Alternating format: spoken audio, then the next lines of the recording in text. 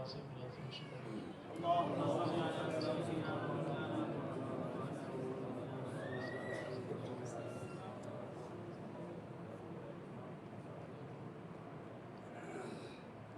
الحمد للہ رب العالمین الرحمن الرحیم الذی قال فی کتابہ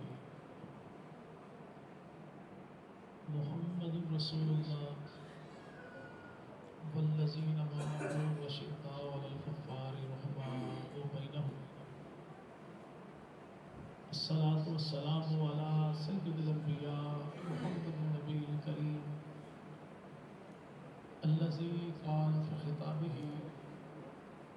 ان اللہ اختارنی واختار لی اصحابی وعلی آلہ واصحابہ اجمعین۔ امام عدل و احسان بھی علی ہے،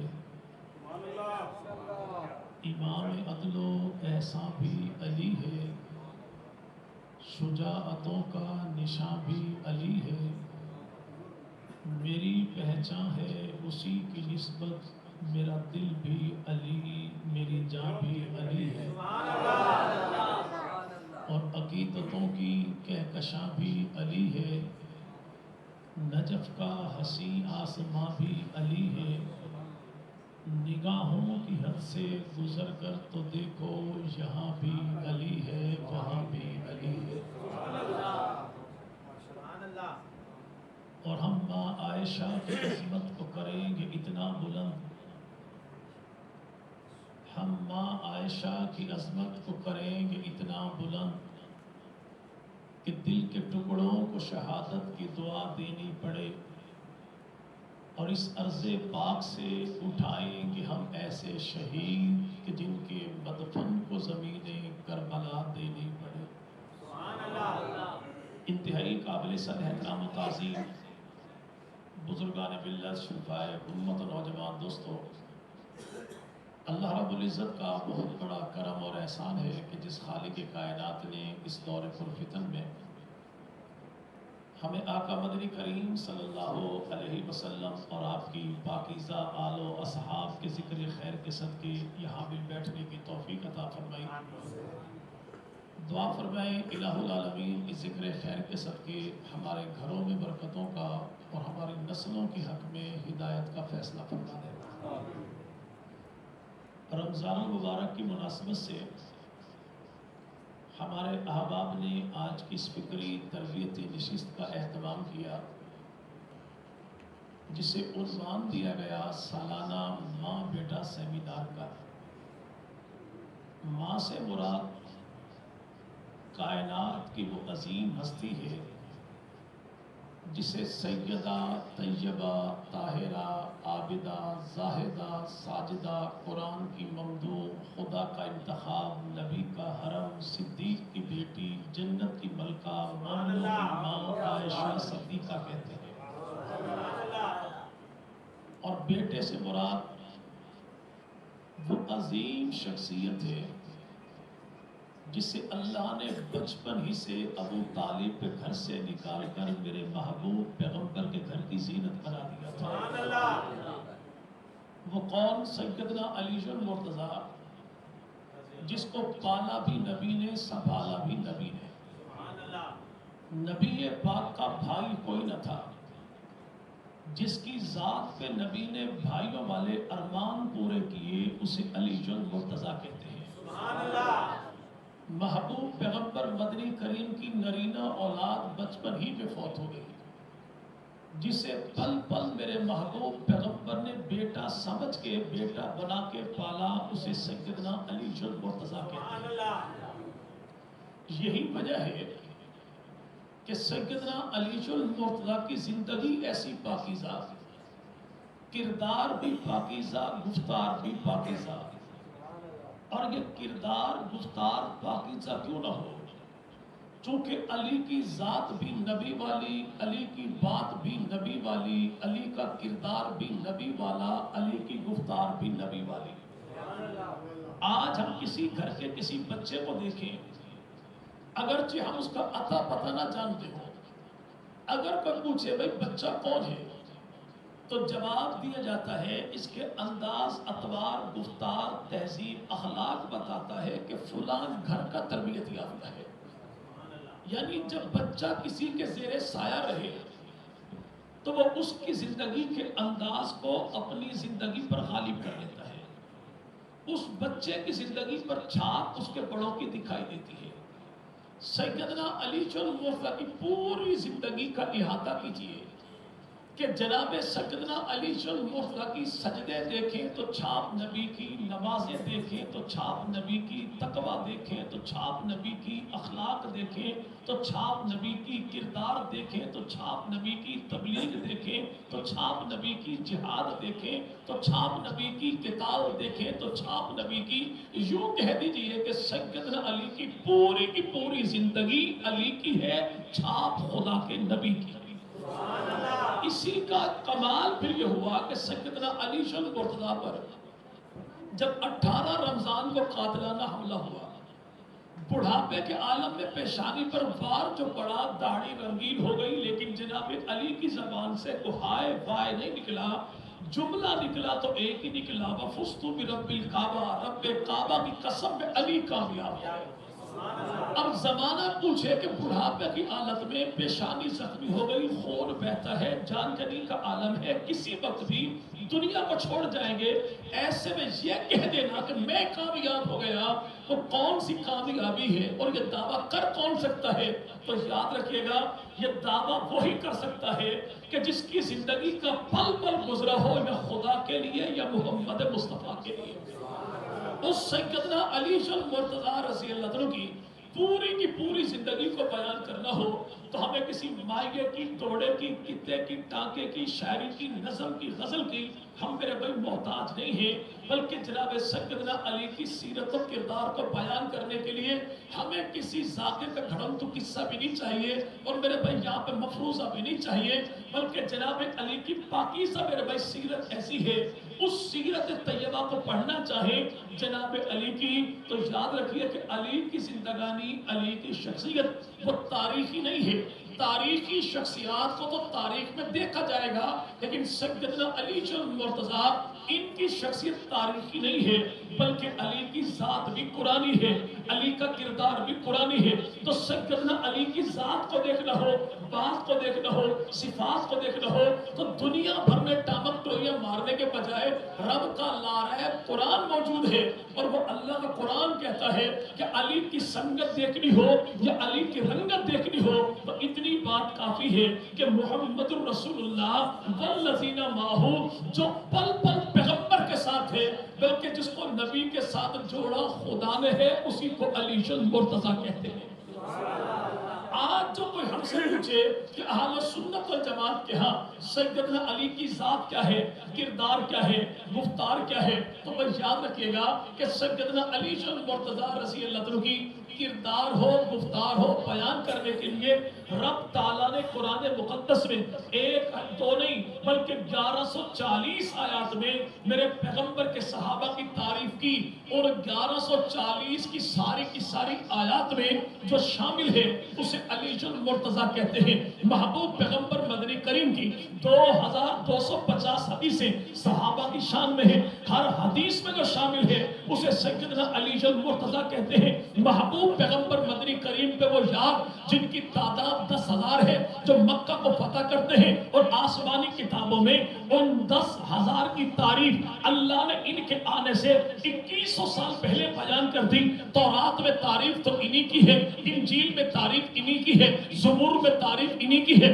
جن کی تعریف اللہ نے سابقہ آسمانی کتاب میں بیان کی، ان 10,000 میں ایک فرد وحید وہ ہے جسے سیدنا علی مرتضیٰ کہتے ہیں۔ محبوب پیغمبر کے وہ یار جن 1450 پہ حدیبیہ کے مقام پر رب تعالیٰ نے راضی ہونے کا اعلان کیا، ان میں ایک سیدنا علی مرتضیٰ بھی شامل ہے۔ محبوب پیغمبر مدنی کریم کے وہ 313 یار کہ جن پہ اللہ نے جو راضی ہونے کا اعلان کیا کہ آج کے بعد یہ جو بھی کرے اللہ ان کی اچھائی تو لکھے گا، ان کی برائی نہیں لکھے گا، ان میں ایک جناب علی بھی شامل ہے۔ اور علی شامل ہی نہیں، ان 313 کے لشکر جرار میں جو علمدار بنتا ہے اسی کو حیدر کرار کہتے ہیں۔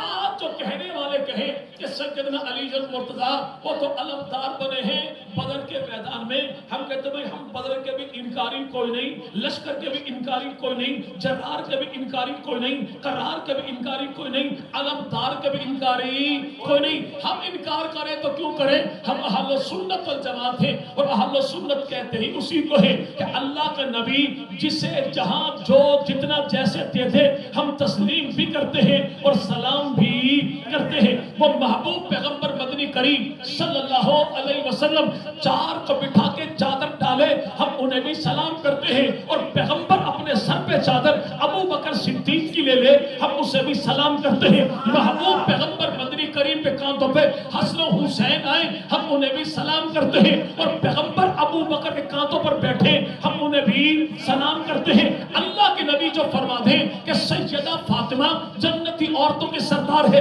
ہم اعتراض کرنے والے کون؟ ہماری ذات کیا ہے, اوقات کیا ہے, بات کیا ہے؟ ہم یہ نہیں کہتے آقا بیٹی کو سردار بنا دیا, بیٹی کی اماں سیدہ خدیجہ اسے سردار کیوں نہیں بنایا؟ ہم اعتراض کرنے والے کون؟ پیغمبر جو کہہ دیں کہ فاطمہ جنتی عورتوں کے سردار, ہم کہتے آقا تسلیم بھی کرتے ہیں سلام بھی کرتے ہیں. اللہ کے نبی جو فرما دیں کہ امیر حمزہ میرا چچا وہ تمام شہیدوں کا سردار, ہم یہ نہیں کہتے آقا وہ مکہ کی دھرتی پر اسلام کی تاریخ کا سب سے پہلا جو شہید ہے اسے سردار کیوں نہیں بنایا؟ ہماری ذات اوقات کیا ہے؟ نبی نے کہہ دیا, ہم نے تسلیم بھی کیا, ہم نے سلام بھی کیا. سیدنا امام الانبیاء مدنی کریم بدر کے میدان میں علی کو علم دے ہم اسے بھی سلام کریں, اور میرا پیغمبر صدیق کو مصلی دے تو ہم اسے بھی سلام کریں. اس لیے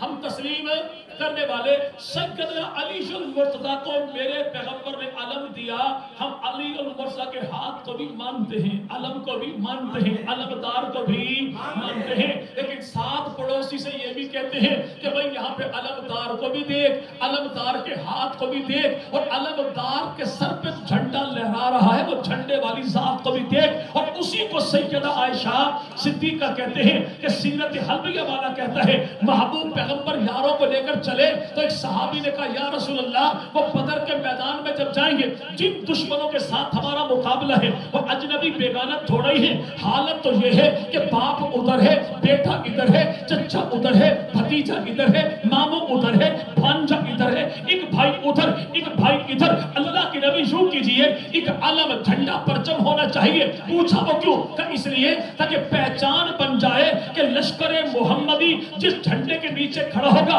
اس جھنڈا علم بن جائے گا, پہچان بن جائے گا کہ اس جھنڈے کے نیچے آنے والے وہ محمدی ہیں. جو جھنڈے کے نیچے نہ آئیں وہ ابو جہلی ہیں. اللہ کے نبی الٹے قدموں آئے, عائشہ صدیقہ سے کہا عائشہ گھر میں کوئی اضافی کپڑا ہے؟ یا رسول اللہ کرنا کیا ہے؟ تو میں تیرے بیٹوں کی پہچان کے لیے لشکر محمدی کا جھنڈا بنانا ہے. جب بیٹوں کی پہچان کی باری آئی تو ماں عائشہ صدیقہ پر ہم کیوں نہ قربان جائیں کہ بیٹوں کی پہچان کے لیے وہ گھر میں اضافی کپڑا نہیں دیکھتی, سر کا دوپٹہ اتارا پیغمبر کے حوالے کر دیا, عرض کی یا رسول اللہ بیٹوں کے سروں پہ جو چھاؤں اچھی لگتی ہے وہ ماؤں کے دوپٹے کی ہے. ماں عائشہ صدیقہ نے دوپٹہ قربان کیا. زمانہ آج چلا ہے ابو بکر صدیق سے فدق کے باغ کا حساب لے لیں. ہم کہتے ہیں حضور کیلکولیٹر اٹھا لیجئے, حساب کر لیجئے, اسلام کی 1400 سالہ تاریخ ابو بکر تو کیا ابھی ابو بکر صدیق کی بیٹیوں کا قرض ابھی نہیں اتار سکی.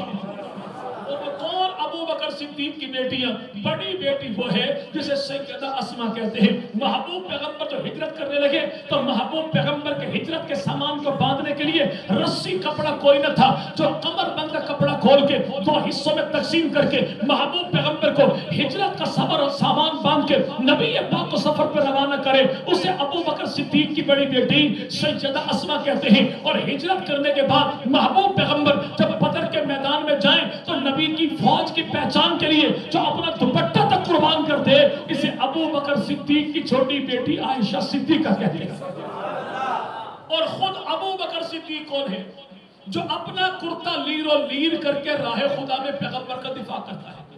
اس ابو بکر صدیق سے کچھ بدھو قوم والے اٹھے ہیں حساب کتاب کرنے کے لیے. ہم کہتے ہیں حضور شوق سے حساب کیجئے اور ایک دو دن کا نہیں 63 سال کا حساب کیجئے اور ٹیلی کر لیجئے کہ ابو بکر صدیق نے پوری زندگی اسلام کو دیا کیا ہے, پوری زندگی اسلام سے لیا کیا ہے. وہ سیدنا ابو بکر صدیق کی بیٹی کون عائشہ صدیقہ, اور آپ حضرات سے بہتر کون جانتا ہے کہ علمدار کسے بناتے تھے؟ جو جان دے دے جھنڈا نہ گرنے دے, بازو کٹوا لے جھنڈا نہ گرنے دے, سر تو کٹوا لے جھنڈا نہ گرنے دے, سینہ چھلنی کروا لے جھنڈا نہ گرنے دے. نبی پاک چاہتے تو یہ علم بنا کے اللہ کے نبی جناب ابو بکر کو دیتے, عمر کو دیتے, طلحہ کو دیتے, زبیر کو دیتے, سعد کو دیتے, سعید کو دیتے. ہمیں تو انکار کوئی نہ تھا, لیکن اللہ کے نبی نے آنے والے کالے کے منہ کالا کرنے کے لیے کیسا عجیب حکمت کا سامان کیا کہ ابو بکر صدیق کی بیٹی کے دوپٹے کا جھنڈا بنا کے جس کی ہاتھ میں دیا اسے حیدر قرار کہتے ہیں, تاکہ زمانے کو پتہ لگ جائے جب کوئی کہنے والا یہ کہے کہ عائشہ صدیقہ کے دوپٹے پر جان بھی قربان ہے تو یہ نہ کہہ دینا کہ مولوی بڑا شرارتی ہے, بلکہ جان جانا کہ جملہ کسی مولوی کا نہیں بلکہ مولا علی کی شریعت ہے کہ جان دے کے بھی جس کے دوپٹے کا دفاع کرنا ہے اسے عائشہ صدیقہ کہتے ہیں. اور یاد رکھیے گا کہ بھائی آج جھنڈوں کے لیے آج 14 صدیوں کے بعد یہاں پہ 2-2.5 گز کا کپڑا اگر کوئی اتار دے تو بھائی پورا یہاں پہ روڈ بلاک ہو جائے. پوچھنے والے سے پوچھا مسئلہ کیا ہے, جواب ایک ہی ملتا ہے, یہ علم تھا اور غازی عباس کا علم تھا. بھائی یہ علم غازی عباس کا, کہنے والا کہتا کیا ہے, یہ علم میرے مذہب کی پہچان ہے تو میرے مذہب کی عزت ہے. تنظیموں کا جھنڈا تنظیموں کی عزت ہے, قوموں کا جھنڈا قوموں کی عزت ہے, ملکوں کا جھنڈا ملکوں کی عزت ہے, تو ماننا پڑے گا کہ محمدی لشکر کا جھنڈا میرے محمد کے دین کی عزت ہے.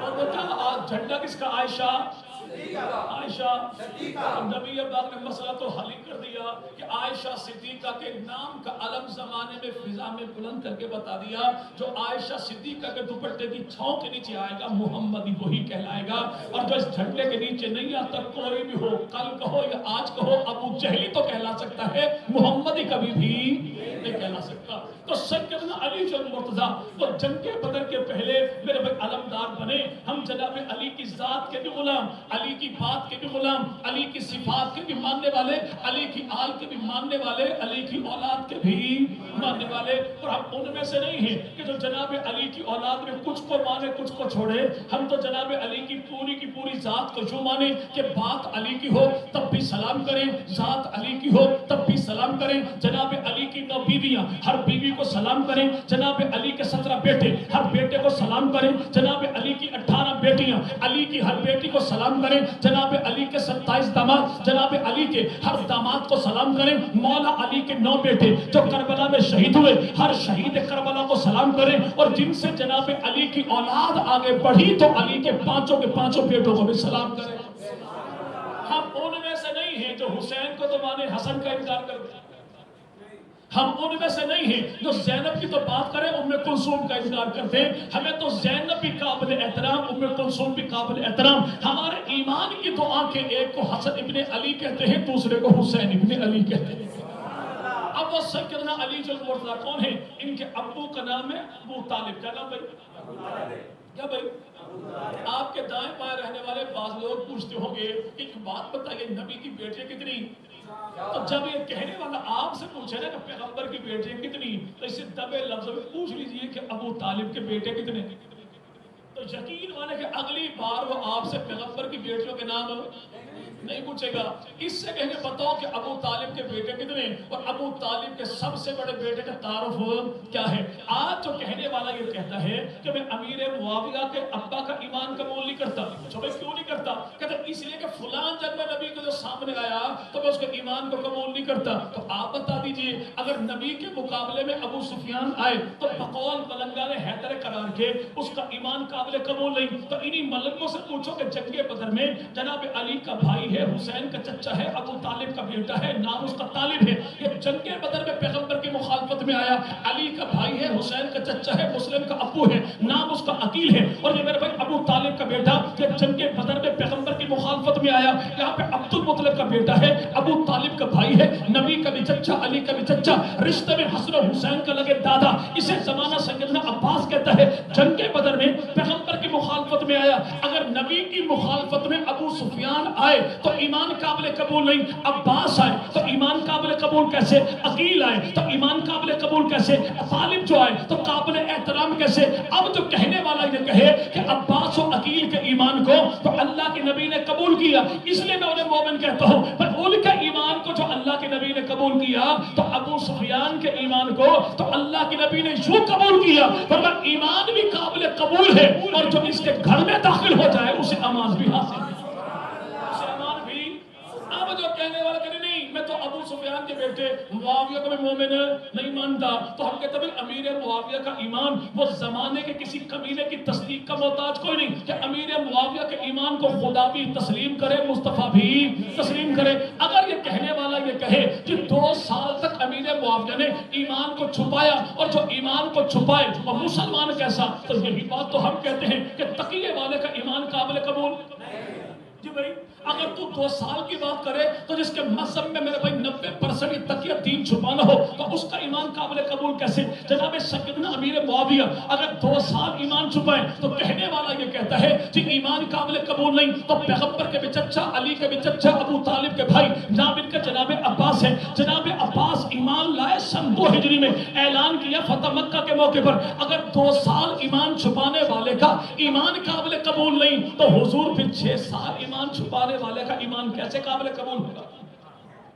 جب یہ یہاں پر میرے بھائی ٹاپک ٹوئیاں مارتے ہیں کہ جناب ابو طالب جو ہیں ان کی مثال تو اصحاب کہف کسی تھی کہ ایمان دل میں تھا لیکن پوری زندگی چھپایا. اگر 2 سال کو چھپائے تو ایمان قابل قبول نہیں، اور جب پوری زندگی چھپائے تو اس کا ایمان قابل قبول کیسے ہوگا؟ یہ کڑا تو کھودتا جائے گا پیغمبر کے صحابہ کے لیے، لیکن اصحاب رسول وہ ہیں کہ جن کا ہاتھ محمد مصطفیٰ کے ہاتھ میں ہے، وہ منزل پار کر جائیں گے. گرے گا گڑے میں تو ہی گرے گا.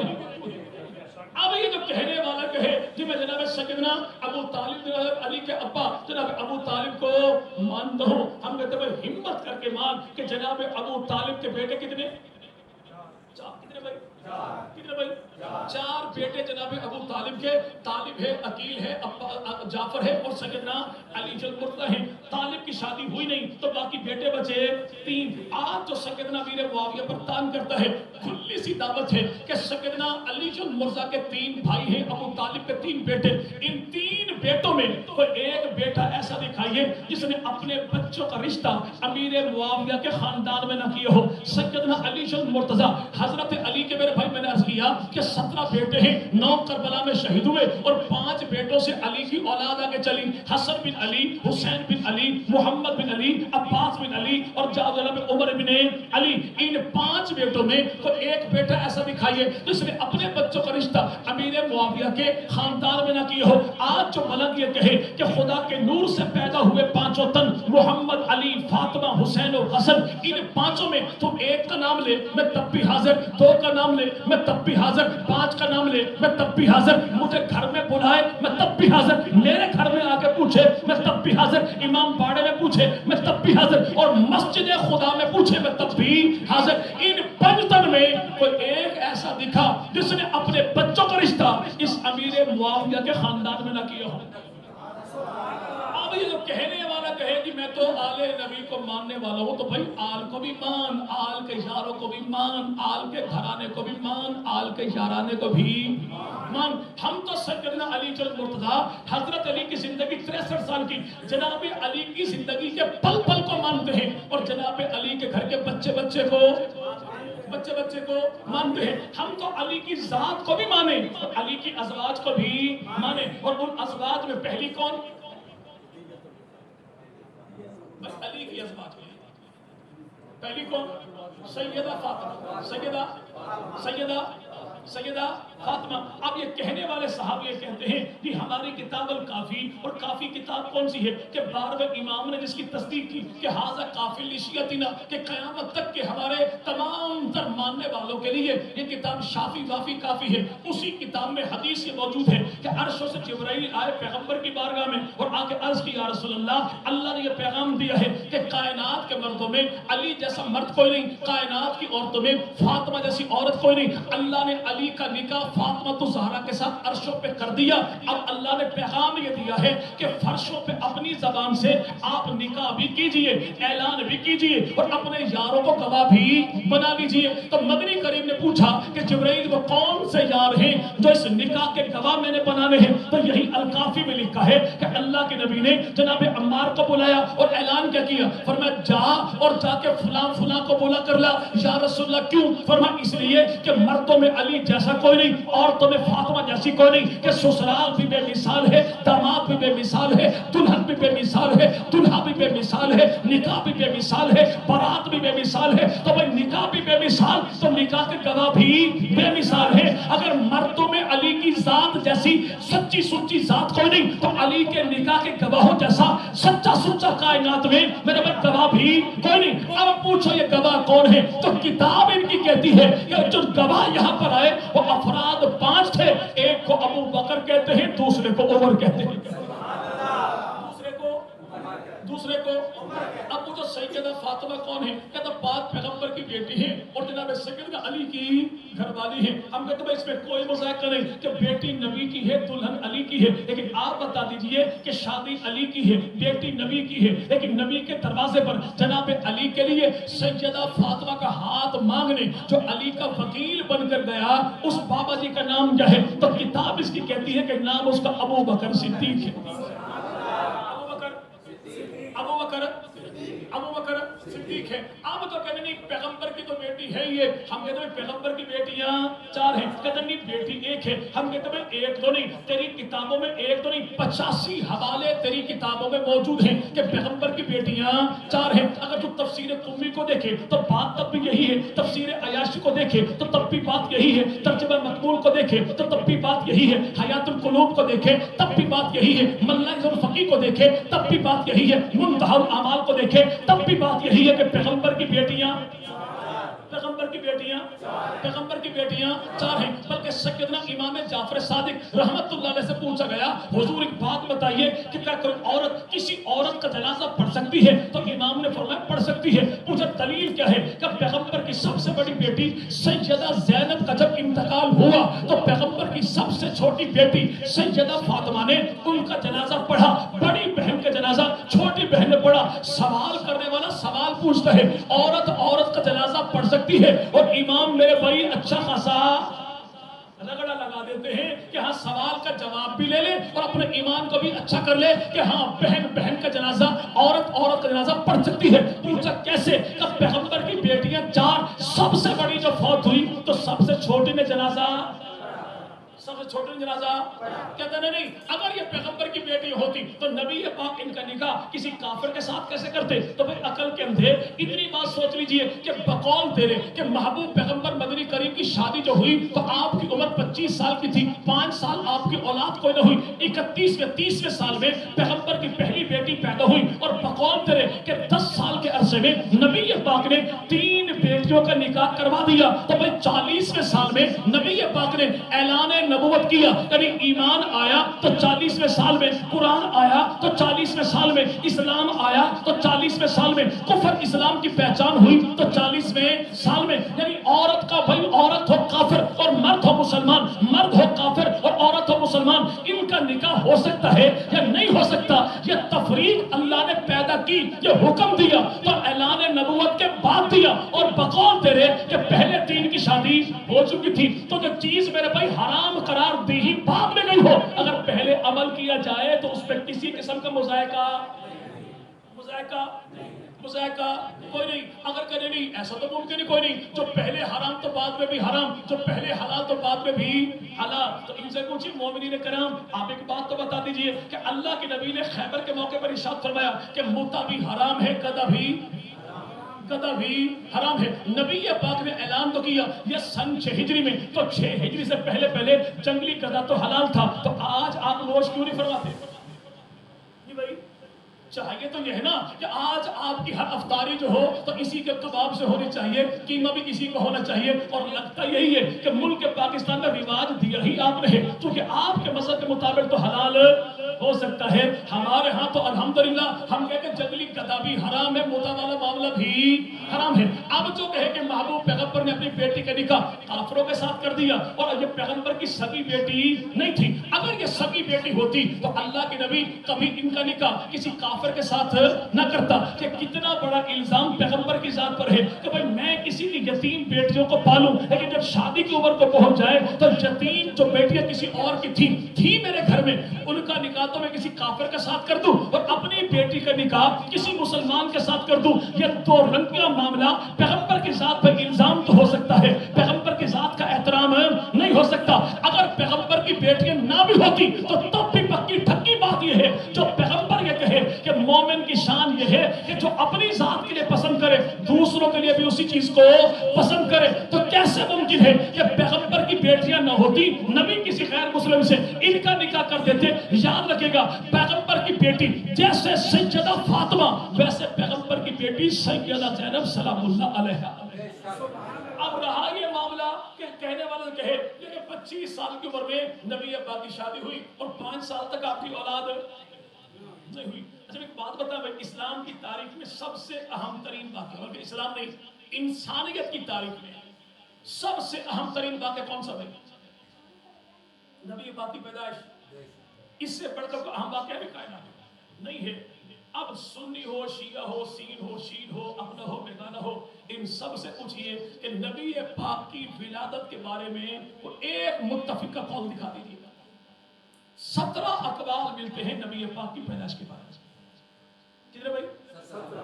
تاجدار بریلی احمد رضا خان صاحب بریلی اپنی کتاب نطق الہلال میں لکھتے ہیں کہ اللہ کے نبی جو پیدا ہوئے تو 8 ربیع الاول کو۔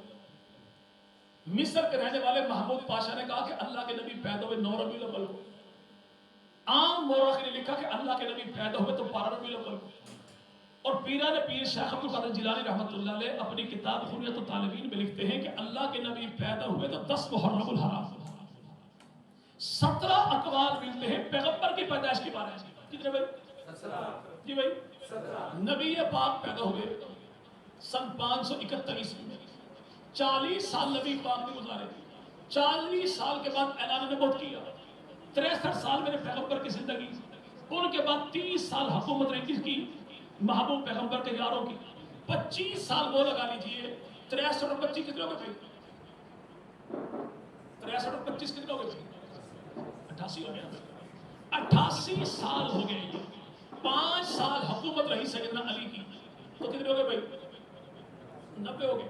جی بھائی تقریباً 93 سال کے بعد جا کے سیدنا علی شہید ہوئے۔ نبی پاک کی پیدائش سے 93 سال کے بعد، 93 سال کے بعد جا کے جناب علی شہید ہوئے۔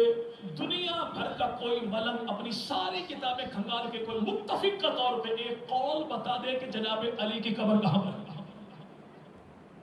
جناب علی کی جسے امام اول بھی کہتے ہو، مولا مشکل کشا بھی کہتے ہو، فاتح خیبر بھی کہتے ہو، جسے اپنے شہر کوفہ میں بلایا تھا، 5 سال تمہارے ساتھ رہے تھے، اس سیدنا علی کی قبر کے بارے میں دنیا بھر کے ملک مل جائیں تو کوئی ایک متفقہ قول ہے؟ جب علی کی شہادت کے بارے میں، قبر کے بارے میں متفقہ قول اس دور میں بھی تم ایک تلاش نہ کر سکے تو اتنے وثوق سے کیسے کہتے ہو کہ پیغمبر کی 5 سال میں اولاد کوئی نہیں ہوئی تھی؟ صرف اپنی دکانداری کو چمکانے کے لیے۔ اور آگے ہماری قوم، ہماری مثال ایسے ہے کہ 2 چوروں نے بینک لوٹا، پیسے ڈالے تھیلے میں، بھاگنے لگے تو ایک نے دوڑتے دوڑتے پوچھا گن تو لے پیسے ہیں کتنے؟ اس نے کہا ماما آرام سے سو جا، نیند پڑ گئی ہے، صبح ایکسپریس اخبار میں خبر پڑھ لیں گے کہ چوری کتنے لاکھ کی ہوئی ہے۔ کہنے والا کہہ دے ہم تسلیم کر سکتے ہیں، نہیں وہ 5 سال تو اولاد ہوئی نہیں، تیری بات مانی۔ پھر کیا ہوا؟ کہ سیدہ زینب پیدا ہوئی 30ویں سال میں، ان کا نکاح ہو گیا، شادی ہو گئی اعلان نبوت سے پہلے۔ اعلان نبوت پر 40 سال کی عمر میں، تو سیدہ کی عمر کتنی بن گئی؟ 10 سال۔ اور سیدہ کا نکاح جو ہوا، اماں ختیجہ نے اپنے بھانجے کے ساتھ نکاح کیا تھا، اپنے بھانجے کے ساتھ، اور بھانجے کا نکاح جو ہوا تو اعلان نبوت 2 مہینے پہلے ہوا، یعنی سیدہ زینب کی عمر تقریباً 10 سال کی تھی۔ اگر اس ملنگ کی بات کو بھی مانا تو 10 سال کی عمر میں ہوا نکاح کس کا؟ محبوب پیغمبر کی پہلی بیٹی کا۔ یہ دھوکہ یہ دیتا ہے، یہ رقیہ کی بھی شادی ہو گئی، ام کلثوم کی بھی شادی ہو گئی، جبکہ ان کی شادی نہیں ہوئی تھی، نسبت طے ہوئی تھی۔ کیسے؟ جب نبی پاک نے اپنی گھر والی کے کہنے پر بڑی بیٹی کا نکاح جناب ابی العاص کے ساتھ کر دیا، اور تعلق ان کا خاندان کون سا؟ بنو امیہ کا تھا۔ تو یہاں پہ نبی پاک کے چچا جمع ہو کے آگے کہا محمد تو نے اپنی بیٹی کا نکاح اس خاندان پہ کر دیا، اب ہماری منشا یہ ہے کہ اگلی بیٹیوں کا رشتہ کرنا ہے تو اپنے خاندان میں کرنا ہے۔ تو اللہ کے نبی فرمایا میں آپ کی بات کو ٹالتا نہیں، جیسے کہیں گے میں کر دوں گا، آپ چچا ہے باپ کی جگہ پر ہے۔ تو کہا تیری بیٹیوں کا جوڑ اگر ہے تو وہ ابو لہب کے بیٹے ہیں، رشتہ منگنی طے ہو گئی۔ اور ہمارے پنجاب کے کلچر میں تو جہاں پر فٹے سٹے والا معاملہ ہو، کہتے ہیں جمدہ ساگ ساٹا، کیا پیدا ہونے والی بچی جو ہوگی تو وہ ہماری ہوگی، یعنی پیدائش سے پہلے رشتہ طے۔ یہاں پر پیغمبر کی بیٹیاں بچپنے کے عالم میں تھی تو نسبت ان کی طے ہو گئی ابو لہب کے بیٹوں کے ساتھ۔ تو ہوا کیا کہ ابو لہب کے بیٹوں نے نسبت تو طے کر لی، لیکن جب اللہ نے مذمت کی ابو لہب کی بھی، ابو لہب کی گھر والی کی بھی تھی، تو انہوں نے کیا کہا کہ ہمیں رشتہ نہیں چاہیے، یہ پیغمبر کی بیٹیاں ہمارے خاندان میں آ گئی نا تو ہماری نسل تبدیل ہو جائے گی، نسل بگڑ جائے گی، ہمارا عقیدہ خراب ہو جائے گا، اس لیے پیغمبر کی بیٹیاں میرے گھر میں بطور بہو کے نہیں آ سکتی۔ تو انہوں نے مجبور کیا ابو لہب کی بیوی نے اپنے بیٹوں کو، اور اس نے مکہ کے چوک میں کھڑے ہو کر میرے محبوب پیغمبر سے رشتہ توڑنے کا اعلان کر دیا۔ یہ ابو لہب کی گھر والی پرلے درجے کی جہنم کا ایندھن بنی۔ اللہ کا قرآن کہتا ہے پکی ٹھکی جہنم ہے۔ لیکن ایک بات دیکھیے، تھی لعنتی، تھی جہنمی، تھی کافرہ، لیکن عقیدے کے بارے میں جی بھائی رشتہ نہیں کرتی۔ کیوں؟ آنے والی نسلوں کا ایمان خراب ہو جائے گا، دین خراب ہو جائے گا، ہمارا عقیدہ خراب ہو جائے گا ہمارا۔ کہ آج ہماری اتنی سوچ بھی ہے جتنی ابو لہب کی بیوی کی تھی۔ جی بھائی رشتہ جو کرتے ہیں تو نسل کی نسل خراب ہو۔ ہم کہتے ہیں نہیں دیکھو ہمارا تو بیٹا ہے، ان کی تو بیٹی ہے، وہ بیٹی نہیں ہے، وہ اے ٹی ایم کارڈ ہے، انویسٹمنٹ اس نے کی ہے کہ آپ کی پوری زندگی وہ لگا لیتا تو آپ کی نسل تبدیل کبھی بھی نہ ہوتی۔ اس نے انویسٹمنٹ کی، بچی دی تو آپ کی پوری نسل اس نے خراب کر دیا۔ جیسے ہمارے بر صغیر کی دھرتی میں عہد مغلیہ میں حکومت کس کی تھی؟ خاندان مغلیہ کی۔ فقہ حنفی یہاں پہ سرکاری طور پہ نافذ تھا۔ پھر ایک بادشاہ کا دل آ گیا ایک ایران کی لوڈی میں، جس سے ملکہ نور جہاں کہتے ہیں۔ ملکہ نور جہاں نے آہستہ آہستہ پرپر سے اپنے نکالے، اور اس نے کہا سنو آپ تو بڑے وسیع الظرف ہو، وسعت ظرفی والے ہو، تنگ دل نہیں ہو، ایسا کرو اگر یہاں پر فقہ حنفی ہے تو آپ فقہ جعفریہ کو بھی ایسا نہ کر دے کہ میں آپ کو وہاں سے عالم دین بلا کے دیتے ہیں۔ بلایا کسے؟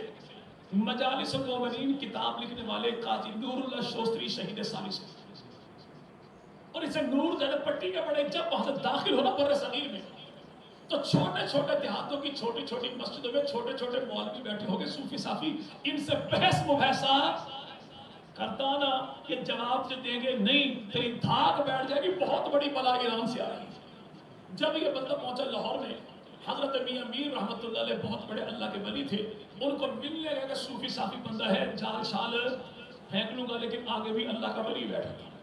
جیسے خانقاہ میں داخل ہوا اس کا چہرہ دیکھ کے میاں میر رحمۃ اللہ نے اپنے مریدوں سے کہا اس کا پیکنگ سسٹم بڑا عجیب ہے، پیکنگ کچھ اور ہے، پارسل کچھ اور ہے، ظاہر کچھ ہے باطن کچھ ہے۔ کا اس کے چہرے کی نحوست بتاتی ہے بندہ مسلمان کوئی نہیں۔ جب قریب آیا تو میاں میر رحمۃ اللہ مجھے کون؟ کہا قاضی نور اللہ۔ کہاں سے آئے؟ ایران سے۔ کیا کرتے ہو؟ کہا کہ میں اہل بیت کی تعریف کرتا ہوں۔ اہل بیت کی تعریف کیوں کہا؟ اس لیے تاکہ یہ وہابی ہے، سنی ہے، سڑے گا، بھنے گا۔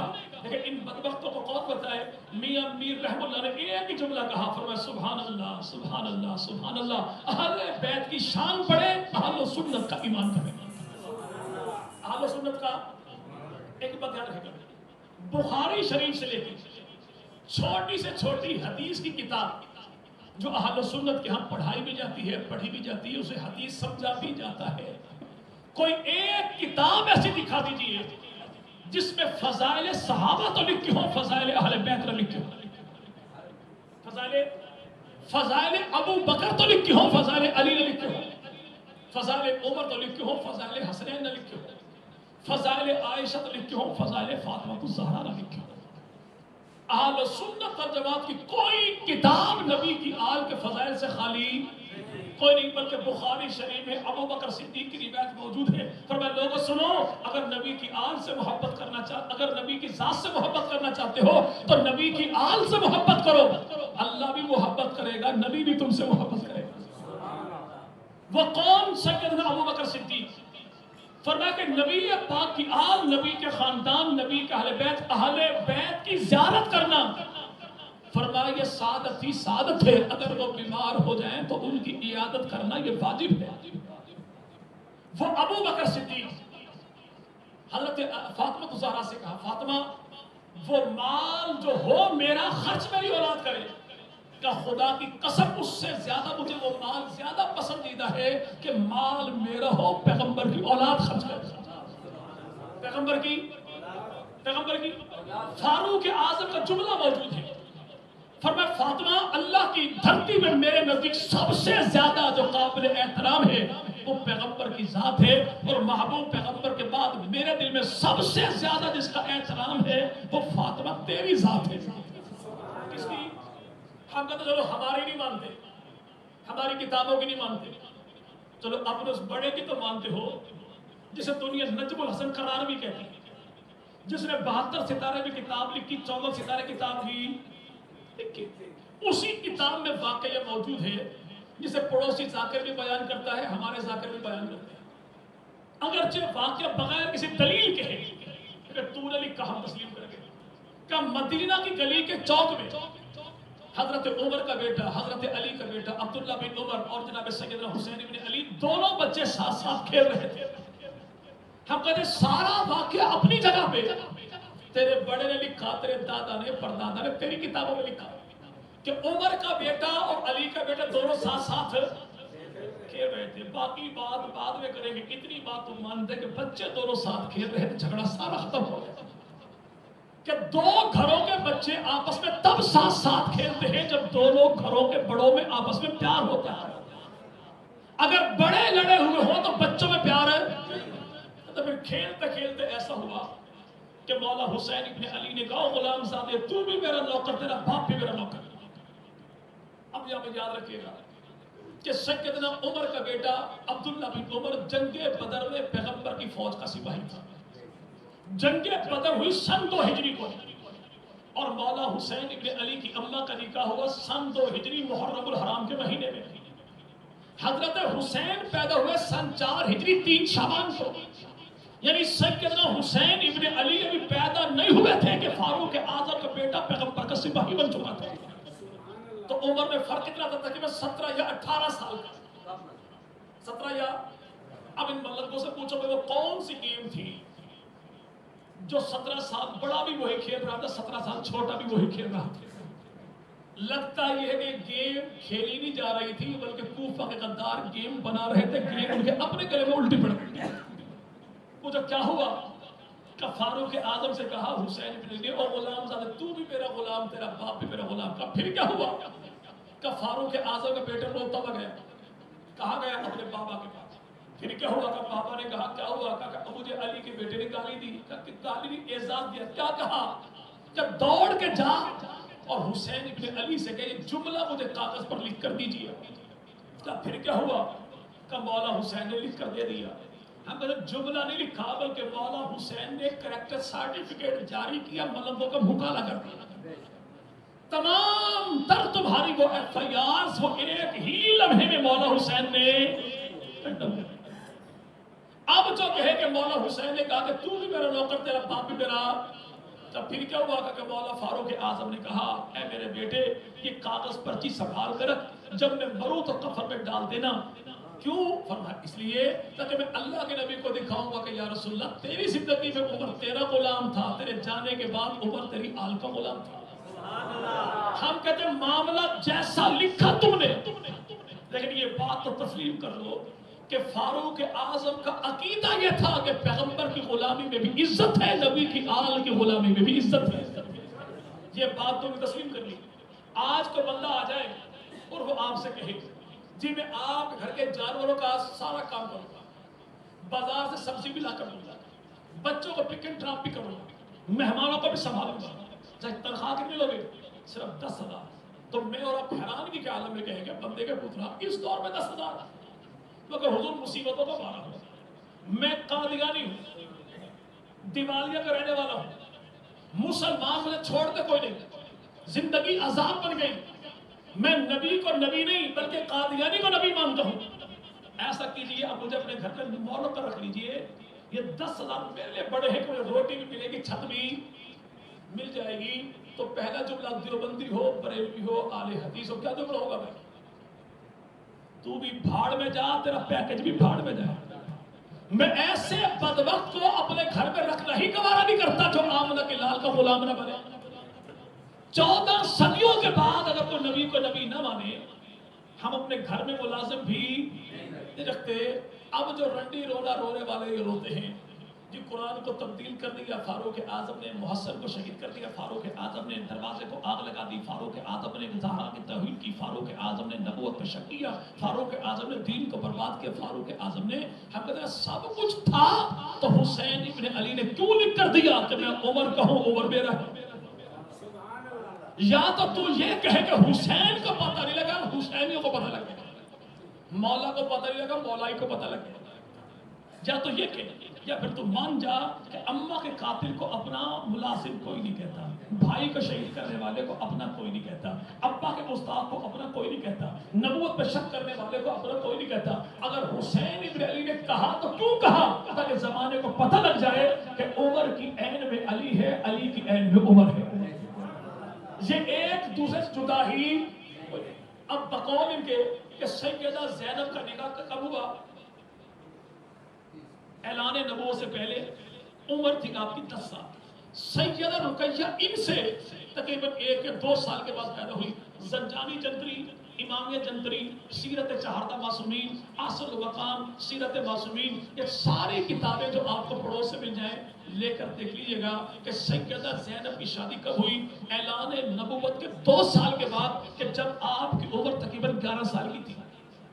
سیدہ ام کلثوم کی شادی ہوئی سن 3 ہجری میں، سن 3 ہجری میں، اور سن 3 ہجری میں جب ان کی شادی ہوئی، اور یہ بات یاد کہ اس وقت ان کی عمر تقریباً کوئی 12-13 سال کی تھی۔ اب مومنوں کی ساری کتابیں اٹھا کر دیکھیے کہ سیدہ فاطمہ پیدا کب ہوئی؟ کہتے اعلان نبوت کے 5 سال کے بعد۔ مکہ میں کچھ زندگی گزاری، کہتے 8 سال کی، مدینہ میں آ گئی 2 سال گزارے، عمر ہو گئی 10 سال کی۔ تو 10 سال کی عمر میں سیدہ فاطمہ کا نکاح بقول سارے علماء کے مولا علی کے ساتھ ہو گیا۔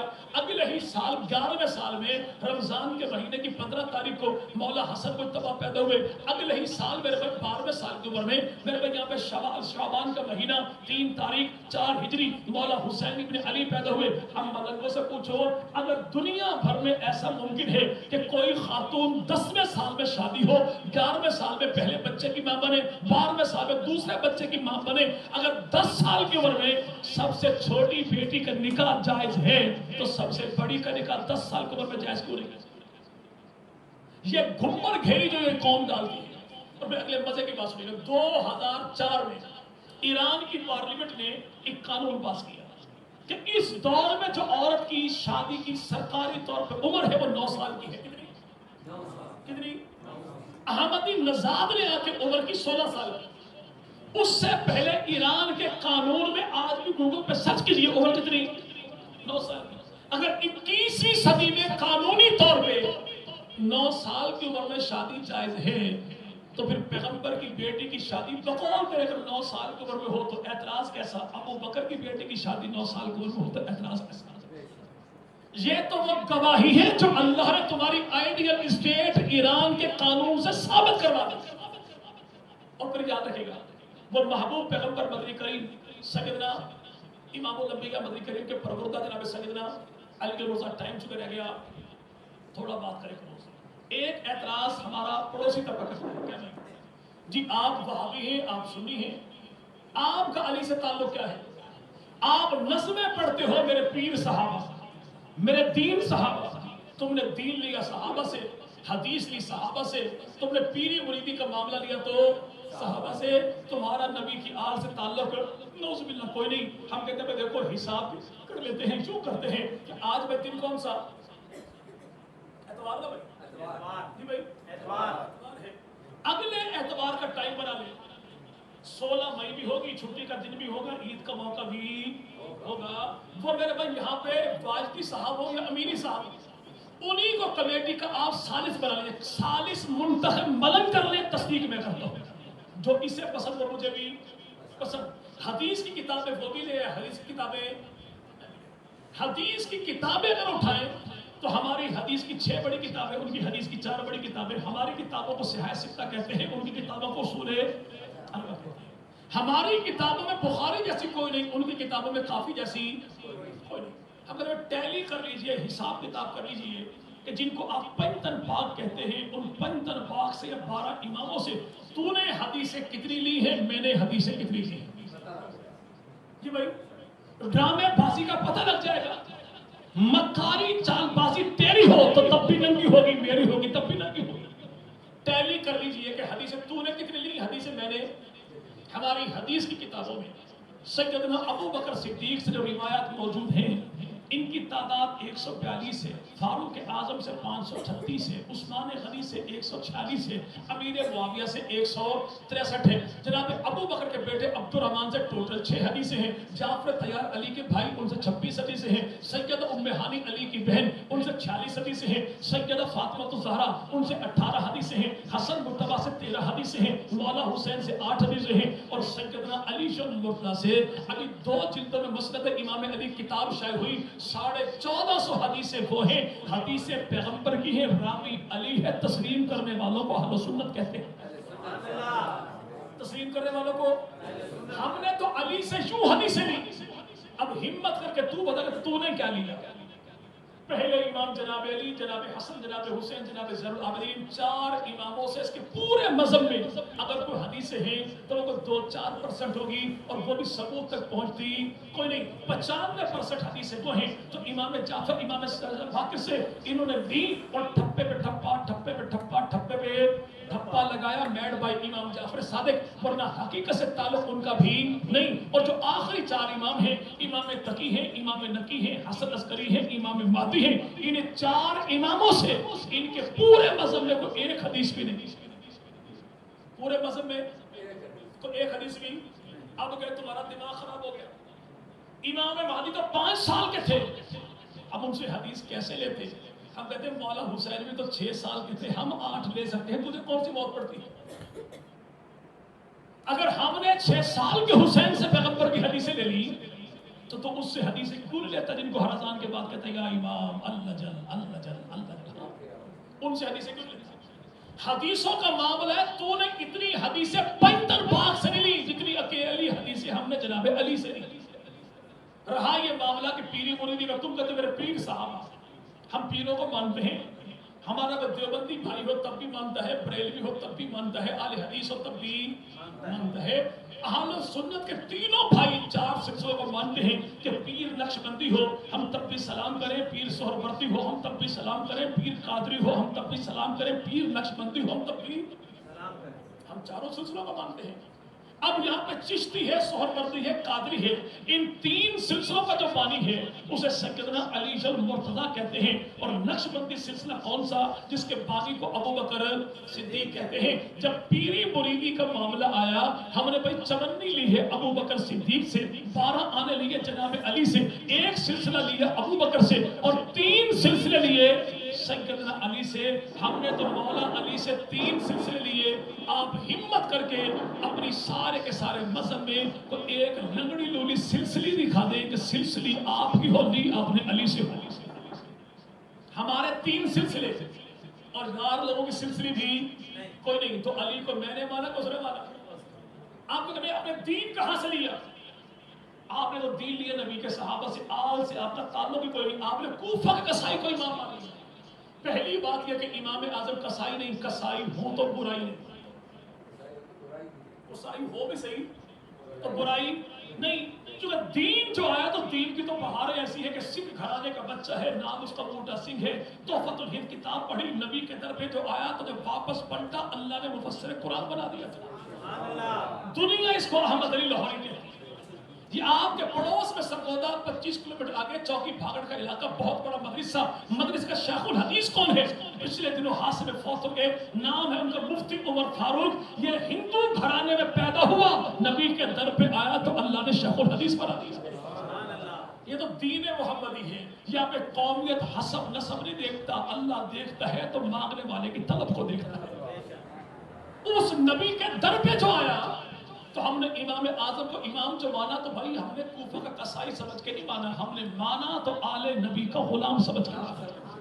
کہ امام اعظم ابو حنیفہ رحمۃ اللہ کے پوتے اسماعیل بن حماد کہتے ہیں کہ اللہ نے میرے دادا کو جو علم عطا کیا وہ آل محمد کے صدقے سے عطا کیا ہے. امام اعظم ابو حنیفہ رحمۃ اللہ کے استاد کون ہیں؟ میں نے پہلے عرض کیا کہ سیدنا علی کی 9 بیویاں, 17 بیٹے, 18 بیٹیاں, 27 داماد, اور جناب علی کے بیٹوں میں میرے علی کی اولاد میں 9 اولادیں ایسی ہیں جو اولاد علی کی ہے, اور استاد امام اعظم ابو حنیفہ رحمۃ اللہ علیہ کے ہیں. حضرت علی کا سب سے بڑا بیٹا, ان کا نام ہے حسن مجتبی, حسن مجتبی کا بیٹا تو نام ہے حسن مصنع, حسن مصنع کا بیٹا تو نام ان کا جناب عبداللہ, عبداللہ کا بیٹا تو نام اس کا محمد. اسی محمد کی 5ویں پشت میں ایک بچہ پیدا ہوا جس کا نام رکھا گیا ابو صالح موسیٰ. ابو صالح موسیٰ ہوا جوان, دریا کے کنارے کنارے جا رہا تھا, سیب بیٹا دیکھا, بھوک لگی تھی, سیب اٹھایا کھایا. پھر دل میں یہ بات آئی کہ مالک سے پوچھا کوئی نہیں, الٹے قدم باغ میں پہنچا اور باغ کے مالک سے کہا کہ تیرا سیب بغیر پوچھے میں نے کھا لیا, اب اس کا خمیازہ کیا ہے, میں بھگتنے کو تیار ہوں. تو باغ کے مالک نے کہا کہ 1 سال تک میرے باغ میں بطور ملازم رہے گا, تب تجھے معافی ملے گی. سال کے بعد جو آئے تو کہ میری بیٹی سے نکاح کرنا پڑے گا, اور بیٹی بھی وہ ہے جو آنکھوں سے اندھی ہے, کانوں سے بہری ہے, پیروں سے معذور ہے, زبان سے گونگی ہے. نوجوان نے شادی کی کہ 1 سیب کا خمیازہ آخرت میں نہ بھگتنا پڑے. جب کمرے میں گئے تو خاتون بڑی حسین و جمیل تھی, الٹے قدم آئے کہ بابا جی کہا کچھ تھا, نکلا مال کچھ ہے. تو مسئلہ یہ ہے کہ بیٹی میری آنکھوں سے اندھی کیوں ہے کہ آج تک اس نے کسی غیر محرم کو نہیں دیکھا, زبان سے اس کے نہ شکر کا جملہ کوئی نکلا, پیروں سے معذور کیوں ہے کہ اللہ کی نافرمانی کے راستے پر اس کا 1 قدم بھی نہیں پڑا. یہ نوجوان کون ہے جو 10ویں پشت میں بیٹا ہے حسن مجتبی کا, خاتون کون ہے جس کا نام ہے فاطمہ, 10ویں پشت میں اولاد ہے مولا حسین کی. جب ماں بھی ایسی باپ بھی ایسا تو اللہ نے جو بیٹا دیا اسی کو پیران پیر عبد القادر جیلانی رحمۃ اللہ علیہ کہتے ہیں. تو سیدنا حسن مجتبی کا بیٹا حسن مصنع, ان کا بیٹا عبداللہ, عبداللہ کا بیٹا کون جناب محمد. یہ ابو محمد عبداللہ بن حسن بن علی یہ استاد ہے امام اعظم ابو حنیفہ رحمۃ اللہ علیہ کا. امام جعفر امام علی کا بیٹا سیدنا حسین بن علی کا بیٹا زین العابدین کے 2 بیٹے امام باقر امام زید, اور یہ دونوں کے دونوں بھی استاد ہیں امام اعظم ابو حنیفہ رحمۃ اللہ علیہ کے. امام جعفر صادق جو چھٹا امام ہیں, امام باقر کے بیٹے, زین العابدین کے پوتے, موسیٰ کاظم کے ابو اور جناب علی رضا کے دادا ہیں. یہ چھٹا امام بھی استاد ہے. تو امام اعظم ابو حنیفہ رحمۃ اللہ علیہ کا تو یاد رکھیے گا کہ ہم نے دین جو لیا اصحاب سے بھی لیا, آل سے بھی لیا, حدیث جو لی اصحاب سے بھی لی, اور پیغمبر کے آل سے بھی لی. پیری مریدی کا معاملہ ہم نے نبی کی آل سے بھی لیا, نبی کے اصحاب سے بھی لیا. کیوں؟ اس لیے کہ ہم خارجی بھی نہیں ہیں, ہم رافضی بھی نہیں, ہم اہل سنت والجماعت ہیں. اور اہل سنت کہتے ہی اسی کو ہے کہ جو آل کا بھی غلام ہو, اصحاب کا بھی غلام ہو. تو رب تعالیٰ ہمیں جب تک زندہ رکھے تو آل محمد کے در کا غلام بنا کے زندہ رکھے. اللہ ہمیں جب موت دے تو نبی پاک کے صحابہ قدموں میں اللہ شہادت کی موت عطا فرمائے. اللہ جب موت دے تو ایسی موت دے کہ دل میں محبت حضور کی ہو, ہونٹوں پہ کلمہ حضور کا ہو, ایک ہاتھ میں جھنڈا نبی کے بھائی جناب علی کا ہو, تو ایک ہاتھ میں جھنڈا علی کے بھائی امیر معافلے کو ہو. رب تعالیٰ تمام حضرات کی جان میں, مال میں, عزت میں, آبرو میں, آل میں, اولاد میں, نسلوں میں, فصلوں میں اللہ برکتوں کا فیصلہ فرما دے. زمین و آسمان کی تمام تر آفات و بلیات سے رب تعالیٰ امت محمدیہ کے بچے کو محفوظ فرمائے, چپے کو محفوظ فرمائے. آخر دعوت ملا.